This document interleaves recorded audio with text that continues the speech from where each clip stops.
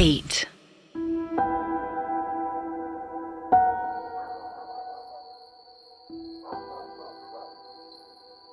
Security guards को मारकर वेदा उनके कपड़े पहनते हैं और चुपके अंदर जाने लगते हैं। आसपास नजर रखते हुए वो धीरे धीरे गेट की ओर बढ़ रहे थे। तभी उन्हें पीछे से एक आवाज आई।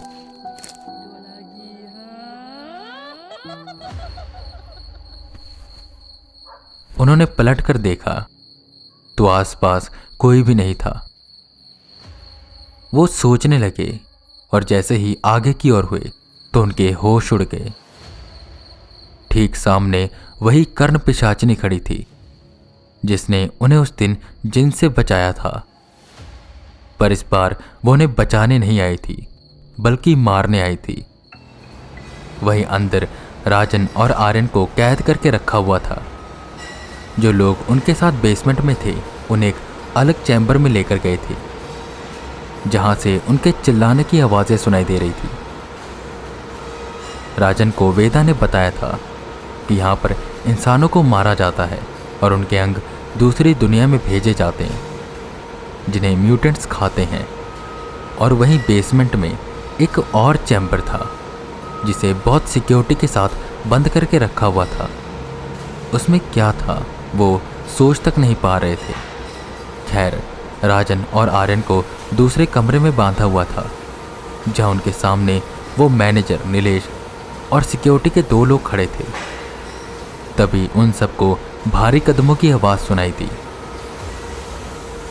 सब सीधा खड़े हो जाते हैं और सर झुका लेते हैं। गेट खुलता है।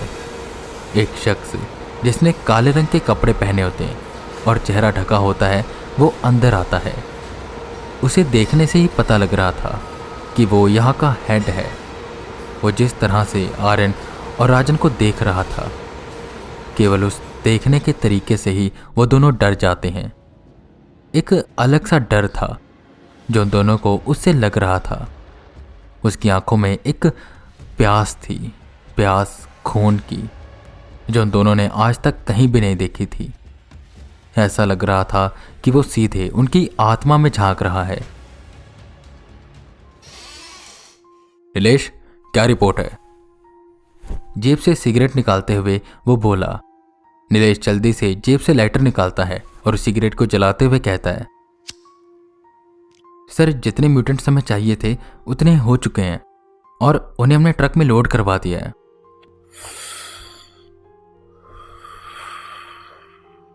जितने चाहिए थे मतलब?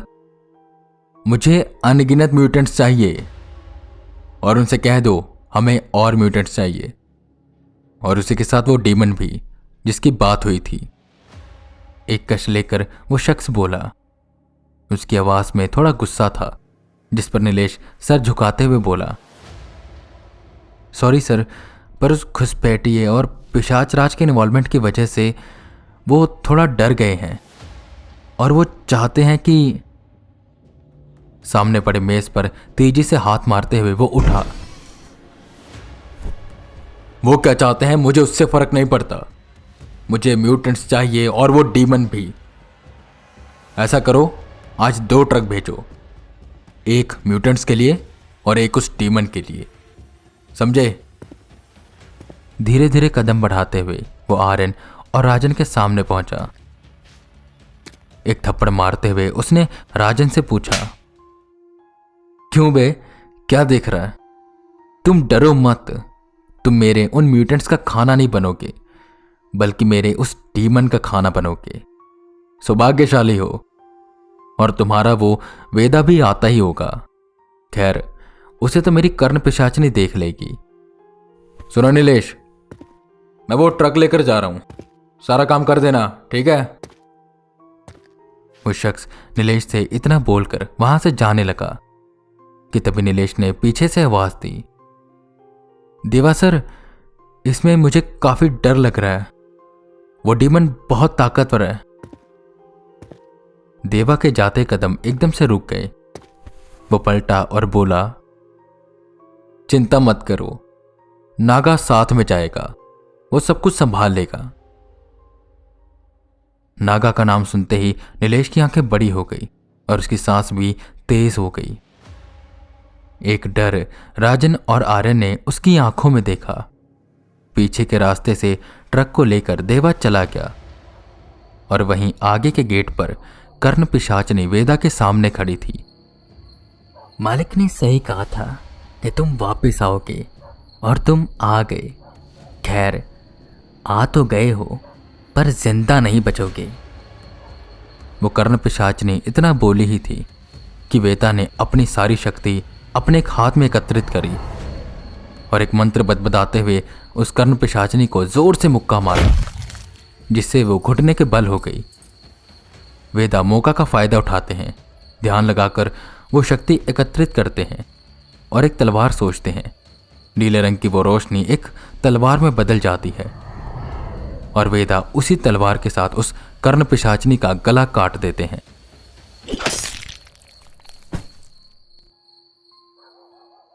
वो खुद को और भी ज्यादा शक्तिशाली महसूस करने लगे थे। जब से उन्हें वो बड़ी सफेद बर्ड दिखाई दी थी, तब से उनकी ताकतें और भी ज्यादा बढ़ चुकी थी। खैर, वेदा तेजी से अंदर जाते हैं, जहां पर सिक्योरिटी वाले उन्हें घेर लेते हैं। पीछे से नीलेश आता है। तो आ गए तुम सैम, और तुम सब मेरा मुंह क्या देख रहे हो? मारो इसे! नीलेश चिल्लाया, जिस पर सिक्योरिटी वाले वेदा की ओर कूदे।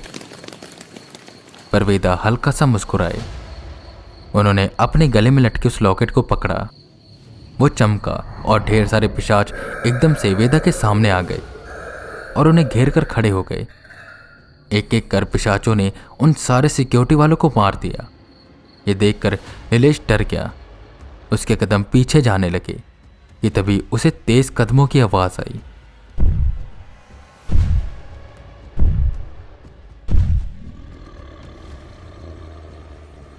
अब तुझे कौन बचाएगा? नागा आ चुका है।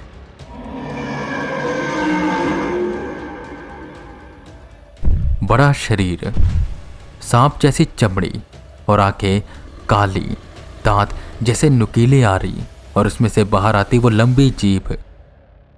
उसको देखने भर से वेदा को डर लग रहा था। पिशाच सिक्योरिटी से निपट नागा की ओर दौड़े, पर नागा के एक ही वार से वो सारे पिशाच ढेर हो गए। नागा जोर से गुर्राया, जिस पर नीलेश हंसते हुए बोला, नागा को हरा पाना नामुमकिन है। उतनी देर में नागा ने नीलेश को भी मार दिया। ये देखकर वेदा डर गए। उनके कदम पीछे की ओर जाने लगे कि एकदम से उनके कदम रुके और वो मुस्कुराने लगे। नागा भी सोचने लगा कि ये डर क्यों नहीं रहा, और उन्होंने पीछे की ओर देखा तो पीछे पिशाच राज खड़े थे, हाथों में कंकाल की तलवार लिए। नागा के मुड़ते ही पिशाच राज ने उस तलवार से नागा का गला काट दिया।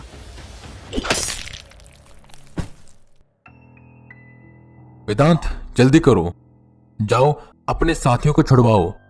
अब तक देवा को पता चल गया होगा कि नागा मारा जा चुका है और वो आता ही होगा। उन्हें छुड़वाकर मुझे द्वार पर मिलना। वेदा भागते हुए बेसमेंट में गए। आर्यन और राजन को छुड़ाकर वो सीधा उन्हें वहां से भागने को कहते हैं। हालांकि वो दोनों मना करते हैं, पर वेदा के इतना कहने पर वो दोनों भाग जाते हैं। वेदा भी वहां से भागने लगते हैं, पर भागने से पहले वहां पर जितने भी गैस की पाइप थी, वेदा उन्हें खोल देते हैं। वहीं देवा को महसूस हुआ कि नागा मर चुका है। वहीं वेदा सीधा उस द्वार के पास पहुंचे जो खुलने वाला था। पिशाच राज वहां पर कुछ पिशाचों के साथ मिलकर तैयारी कर रहे थे। वेदांत, ये द्वार एक तरफ से बंद नहीं होगा, दोनों तरफ से होगा। तो मैं उस दुनिया में जाकर इसे बंद करने की कोशिश करता हूं और तुम यहां से करो। सुनो वेदांत, दिल से इसे बंद करने की कोशिश करना। तुम्हें जो मंत्र लगता है कि सबसे ज्यादा ताकतवर है, उसका इस्तेमाल करो और अपनी ताकत को महसूस करके इसे बंद करने की कोशिश करो। और मेरी चिंता मत करना, मेरा इस दुनिया में आना जाना लगा रहता है। धन्यवाद वेदांत, मेरा ये काम करने के लिए। जल्द मिलेंगे। इतना बोल पिशाच राज अंदर चले गए। वेदा बाहर से और पिशाच राज अंदर से कोशिश करने लगे कि वो द्वार बंद हो जाए, और उनकी ये कोशिश कामयाब हुई। वो द्वार बंद हो गया। उस द्वार के बंद होते ही वेदा को पीछे से एक कार आती हुई दिखाई दी। ये वही कार थी जो उन्हें स्टेशन पर लेने आई थी। कहीं ये देवा तो नहीं, ये सोचकर वेदा डरने लगे। पर जैसे वो कार उनके पास आई और गेट खुला तो उसके अंदर आर्यन और राजन थे, जो वेदा को लेने आए थे।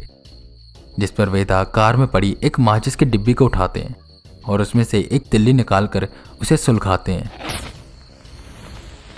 और सीधा वो तिल्ली वो बिल्डिंग की ओर फेंक देते हैं। अब तक गैस पूरे बिल्डिंग में फैल चुकी थी।